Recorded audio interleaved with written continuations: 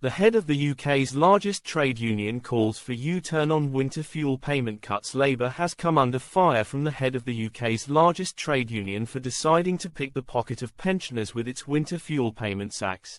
Sharon Graham, General Secretary of Unite, urged Sir Keir Starmer to do a U-turn on the controversial policy, which would see the allowance restricted to only the poorest pensioners. She told the BBC's Today programme, "We need to make sure that he is making the right choices, and leadership is about choices. He needs to be big enough and brave enough to do a U-turn on this choice.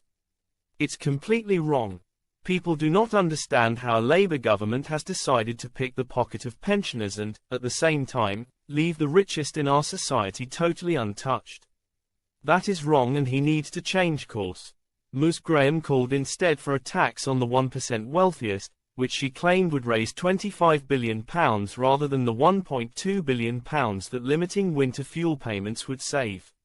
She said, "The wealthiest in the country have been at the front of the queue for 14 years. I want to see workers and communities now at the front of the queue, and that is why we're saying they must do a U-turn on this very, very cruel policy."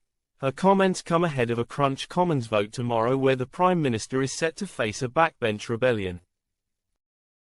A dozen Labour backbenchers have signed a motion put forward by one of the party's new MPs, Neil Duncan-Jordan, calling on the government to delay implementing the policy. The motion has also been signed by 6 of the 7 Labour MPs who lost the whip in July after voting against the King's Speech over the government's refusal to abolish the 2-child benefit cap. Under the plans announced by Chancellor Rachel Reeves in July, winter fuel payments will be restricted to those receiving pension credit, meaning around 10 million pensioners will lose out this winter.